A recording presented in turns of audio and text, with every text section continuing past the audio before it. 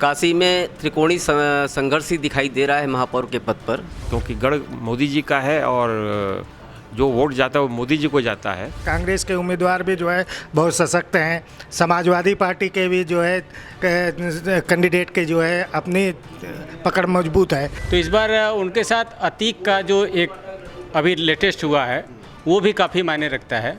तो मुस्लिम वर्ग हमको लगता है कि सपा की तरफ उसका रुझान ज़्यादा होगा। अगर पिछले कार्यकाल को देखा जाए तो मेयर तो बीजेपी की थी यहाँ पर, लेकिन काशीवासी में थोड़ी निराशा जरूर रही है उसको लेकर के कि बीजेपी का अंतर्कलह इस बार तो दिखाई दे रहा है निचले सदन में उनके चुनाव में। उत्तर प्रदेश निकाय चुनाव का बिगुल बज चुका है और पहले चरण का मतदान 4 मई को है, जिस कड़ी में प्रधानमंत्री नरेंद्र मोदी के संसदीय क्षेत्र वाराणसी में भी मेयर के पद के लिए 11 उम्मीदवार हैं, जबकि 100 पार्षद पद पर 636 उम्मीदवार मैदान में खड़े हैं। मेयर पद पर जहां दलीय उम्मीदवार 6 हैं तो वहीं 5 निर्दल उम्मीदवार हैं। वाराणसी सीट मेयर की प्रतिष्ठापरक सीट है, क्योंकि जब से यहां इलेक्टेड मेयर बनते चले आ रहे हैं तब से इस सीट पर भाजपा का कब्जा है। इस बार मेयर कैसा होना चाहिए और बनारस के लिए चुनौतियाँ क्या क्या है नगर निगम के लिहाज से, ये जानने के लिए आप पहुँचे हैं वाराणसी के प्रतिष्ठित पत्रकार संघ के तमाम पत्रकारों के बीच में। इनसे जानते हैं कि इस बार मेयर की उम्मीदवारी में जो उम्मीदवार खड़े हैं वो किस तरह के हैं और किस तरह का मेयर बनारस की जनता, बनारस के पत्रकार चाहते हैं। पहले अपना नाम बताइए। मैं राधेश्याम कमल हूँ, सीनियर पत्रकार। देखिए, इस समय बनारस में काफ़ी चुनौतियां हैं और हम चाहते हैं कि एक ऐसा प्रत्याशी आए जो इन चुनौतियों का सामना कर सके। और संकट तो बहुत सारे हैं यहाँ पे, लेकिन फिर भी एक अच्छा प्रत्याशी का चुना जाना यहाँ पे अच्छा होगा। धन्यवाद। एक अच्छा प्रत्याशी तो हर कोई चाहता है, लेकिन ये बताइए कि जो उम्मीदवार खड़े हैं अलग अलग पार्टियों के, उनसे क्या उम्मीदें हैं? क्या वो उम्मीदवार जो जनता की कसौटी है उस पर खरे उतरेंगे, खरे साबित होंगे, या और बेहतर उम्मीदवार हो सकते थे, या किसकी जीतने की उम्मीद ज़्यादा है? नाम? मैं जितेंद्र श्रीवास्तव, सीनियर रिपोर्टर। जहाँ तक मेयर पद के प्रत्याशी का सवाल है, यहाँ पर भाजपा निश्चित तौर पर लगातार 95 के बाद से लगातार उनका महापौर बनता चला आया है। मूलभूत समस्याएं बहुत हैं। आप गलियों की बात करें, सड़कों के बाहर तो कुछ चीज़ें सामने नज़र आ रही है, लेकिन गलियों में बहुत सारी मूलभूत समस्याएं हैं। ख़ासतौर पर शुद्ध पेयजल की अगर हम बात करें तो वो सबसे बड़ी समस्या है यहाँ पर। महापौर ऐसा होना चाहिए जो महापौर बनने के बाद दलीय चीज़ों से हट करके वो जनता के बीच में जुड़े और जनता के लिए काम करे, चाहे वो किसी भी दल से आवे। इस बार जो चुनाव है इसमें क्या लग रहा है कि जैसा कि मालूम है सबको कि हमेशा भाजपा का है, इस सीट पर कब्जा रहा है भाजपा के प्रत्याशी, लेकिन क्या लग रहा है कि इस बार क्या कोई उनको चुनौती देता दिखाई पड़ रहा है? अब भाजपा के सामने तो 2 उम्मीदवार और हैं। एक कांग्रेस से अनिल श्रीवास्तव जी हैं, सपा से डॉक्टर ओपी सिंह जी हैं। चुनौती तो है, इसलिए कि कुछ न कुछ करके भाजपा के अंदरूनी जो कलह चल रही है, सपा में भी अंदरूनी कलह है, कांग्रेस में भी अंदरूनी कलह है, लेकिन कुल मिला जुला करके लड़ाई त्रिकोणीय चलेगी। और हिंदू बना मुसलमान का भी जो एक फैक्टर चलता है ख़ास तौर पर बनारस में, तो और जो काशी विश्वनाथ मंदिर बना, राम मंदिर का जो फैक्टर है, उस फैक्टर से भी कुछ न कुछ भाजपा को उसका लाभ मिलता है, लेकिन संघर्ष त्रिकोणीय रहेगा।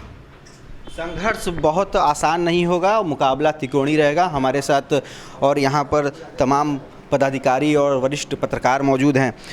क्या मान रहे हैं कि इस बार जो मुकाबला है वो त्रिकोणीय होगा या सीधे सीधे 2 पार्टियों के उम्मीदवारों के बीच का मुकाबला होगा? अपना नाम? मैं राजनाथ तिवारी, पूर्व अध्यक्ष काशी पत्रकार संघ।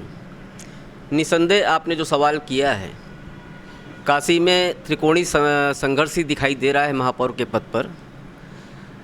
और अगर पिछले कार्यकाल को देखा जाए तो मेयर तो बीजेपी की थी यहाँ पर, लेकिन काशीवासी में थोड़ी निराशा जरूर रही है उसको लेकर के। इस बार भी बीजेपी कहीं न कहीं लीड करती दिख रही है, लेकिन कांग्रेस से अनिल श्रीवास्तव का आना बीजेपी कैंडिडेट के लिए कहीं न कहीं थोड़ी सी समस्या पैदा कर रहा है, क्योंकि अनिल श्रीवास्तव इस शहर में काफ़ी लोकप्रिय हैं और जहाँ तक वर्तमान में जो भी मेयर प्रत्याशी हैं उनमें सबसे अनुभवी राजनीतिक माना जाए तो अनिल श्रीवास्तव हैं। अब यह देखने वाली बात होगी कि बीजेपी का अंतर्कलह इस बार तो दिखाई दे रहा है निचले सदन में उनके इस चुनाव में। कांग्रेस में भी है लेकिन उतना असरकारी नहीं होगा जितना बीजेपी में दिखाई दे रहा है। अब उसका लाभ अनिल श्रीवास्तव कितना उठा पाते हैं यह रिजल्ट ही बता पाएगा उसमें। लेकिन अगर सारे परिस्थितियों को गौर किया जाए तो आज के दौर में अभी भी बीजेपी प्रत्याशी अशोक तिवारी अभी भी आगे दिखाई दे रहे हैं। अशोक तिवारी आगे दिखाई दे रहे हैं। सभी पार्टियों में कमोवेश अंतर कलह देखने को मिलता है, लेकिन जो बीजेपी के उम्मीदवार की बात बार बार कही जा रही है, कहा जा रहा है कि अननोन चेहरा है और कहीं ना कहीं अगर समाजवादी पार्टी को एक विशेष वर्ग का वोट मिलता है तो भारी चुनौती खड़ी कर सकते हैं। तो क्या मान रहे हैं अंतर कलह भाजपा के हार की वजह बन सकती है? अपना नाम। मैं डॉक्टर अत्रि भारद्वाज, महामंत्री काशी पत्रकार संघ। जो चुनाव आसन्न है उसमें भाजपा क्योंकि सरकार है, शहरों में भाजपा है, भाजपा का गढ़ है, मोदी की एक कॉन्स्टिट्यूंसी है, तो भाजपा का पलड़ा भारी तो है लेकिन लड़ाई लड़नी पड़ेगी। और जैसा हमारे पूर्व वक्ताओं ने बताया कि त्रिकोणी लड़ाई है, नंबर 2 पर सपा रहे या कांग्रेस रहे, और कुछ उठल फेरबदल भी हो सकता है। कोई राजनीति में कोई ऐसा तय नहीं होता, क्योंकि जो प्रत्याशी दिया गया है उससे भाजपा के कार्यकर्ताओं में उत्साह नहीं है और कई लोग लाइन में थे, लेकिन जिस तरह से टिकट दिया है तो उत्साह उनमें नहीं है। वो अंदर अंदर से कुछ अगर कोई गणित हो जाए तो संभावना है, लेकिन क्योंकि गढ़ मोदी जी का है और जो वोट जाता है वो मोदी जी को जाता है, इसलिए पक्ष जो है वो भाजपा के साथ ही है। पड़ला जरूर भारी दिखाई पड़ रहा है भारतीय जनता पार्टी का, उनके उम्मीदवार का, लेकिन जब वोट देने की बारी आती है, वोटर वोट कास्ट करता है तो मोदी के चेहरे पर वोट देता है। तो ये जो एक मोदी के कंधे का सहारा कब तक यहाँ उम्मीदवार लेते रहेंगे? अपना नाम। मेरा नाम आलोक श्रीवास्तव है। मैं काशी वार्ता में सब एडिटर के पद पर कार्यरत हूँ। तो आपका जो प्रश्न है उसके अनुसार जो है मोदी के चेहरे पर चुनाव जनता कब तक देखेगी? मोदी का चेहरा ऐसा नहीं है कि जो है मोदी के चेहरे पे ही जो है हमेशा मतदान होता रहे। जनता ये भी देखती है कि कौन हमारे समाज के अंदर जो है चुनाव जीतने के बाद कार्य कर रहा है, कौन नहीं कार्य कर रहा है। तो जनता ने बहुत दिनों से जो है भाजपा के मेयर को देखा है, भाजपा सदन में भी उसका बहुमत रहा है, उसका कार्यकाल को देखा। मिनी सदन की जो बैठक हुई के लड़ाई से शुरू हुई और लड़ाई पे ही समाप्त हो गई। तो ऐसे में ये नहीं दिख रहा है कि जो है भाजपा का कैंडिडेट जो है चुनाव जीतता हुआ नज़र आ रहा है, क्योंकि त्रिकोणीय संघर्ष दिखाई दे रहा है। कांग्रेस के उम्मीदवार भी जो है बहुत सशक्त हैं, समाजवादी पार्टी के भी जो है कैंडिडेट के जो है अपनी पकड़ मजबूत है। तो ऐसे में ये नहीं कहा जाता है कि अशोक तिवारी जो है चुनाव जीतेंगे ही, ये तो आने वाला समय बताएगा, क्योंकि जनता के मूड को जो है कोई नहीं जानता है। जनता जब भी मतदान करती है तो ये देखती है कि कौन व्यक्ति हमारे साथ जो है खड़ा है और हमारे साथ जो है समाज में अगर हमको जरूरत पड़ेगी तो आएगा साथ में। मोदी के चेहरे पर कब तक चुनाव लड़ा जाएगा और जनता अपने साथ खड़े होने वाले उम्मीदवार को जिताता हुआ चाहती है? और क्या लग रहा है कि जो मुकाबला है वो वाकई में त्रिकोणी है कि सीधे सीधे दो पार्टियों के उम्मीदवारों के बीच का है, और किसका पलड़ा भारी लग रहा है? नाम। विनय शंकर सिंह मेरा नाम है। अगर मेयर पद पे देखा जाए तो मुकाबले में इस बार सपा और बीजेपी का वो सीधी टक्कर लग रही है, क्योंकि एक फैक्टर, क्योंकि जो कहा था यहाँ हिंदू मुस्लिम का वोट आपस में टकराता है उसको लेकर के, तो इस बार उनके साथ अतीक का जो एक अभी लेटेस्ट हुआ है वो भी काफ़ी मायने रखता है। तो मुस्लिम वर्ग हमको लगता है कि सपा की तरफ उसका रुझान ज़्यादा होगा, क्योंकि उसका सिंपैथी उसके साथ है, तो इसका असर पड़ेगा उस मुस्लिम वर्ग अगर समाजवादी पार्टी की तरफ जाता है, उनके उम्मीदवार को वोट देता है, तो कहीं ना कहीं ऐसा नहीं लग रहा है कि जो हिंदू समुदाय है उसका वोट, जो कोर वोट होते हैं, चाहे आपके यादव वोट हैं, वो समाजवादी पार्टी की तरफ जाते हैं, तो ये सारे वोट क्या भारतीय जनता पार्टी को अतीक की घटना के बाद नहीं मिल सकता है इसका फ़ायदा? देखिए, पहली बात तो हम आपको बताएं कि अब हम जब सूरज पे जाने की बात कर रहे हैं, चांद पे जाने की बात कर रहे हैं, 21वीं सदी में हम प्रवेश कर रहे हैं, अभी भी हम हिंदू मुस्लिम की बात कर रहे हैं। हिंदू मुस्लिम क्या होता है? कुछ नहीं। आप वर्गों में क्यों किसी को बांट रहे हैं भाई? आप विकास देखिए ना। बनारस में आप ये मत कहिए कि मैं किसी पार्टी के माइंडेड की बात कर रहा हूँ।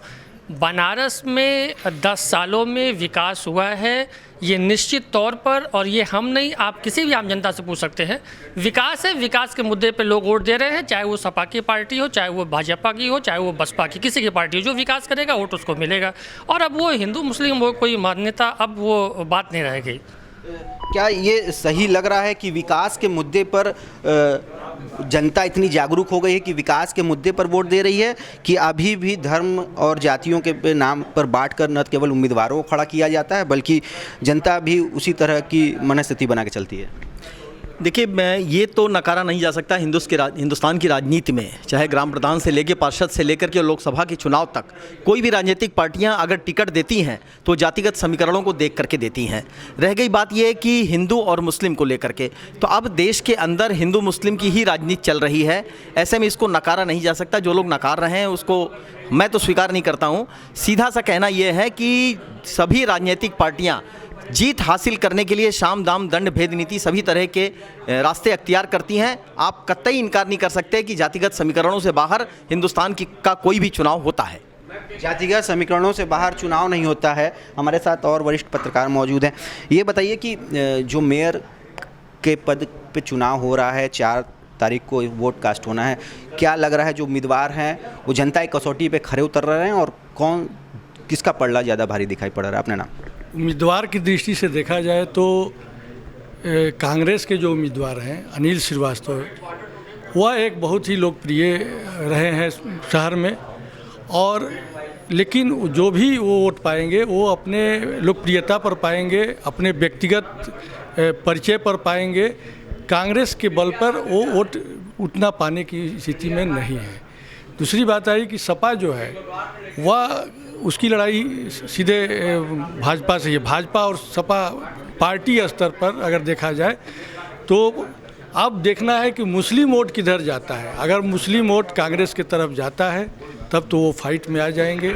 अगर सपा के साथ जाता है मुस्लिम वोट तो निश्चित रूप से सपा जो है वो भाजपा को टक्कर देगी। लेकिन भाजपा का जो प्रत्याशी है वो प्रत्याशी अपने आप में तो नहीं, लेकिन भाजपा के नाम पर उसको अधिक से अधिक वोट मिलेंगे और वह सबसे सशक्त उम्मीदवार दिखाई दे रहा है।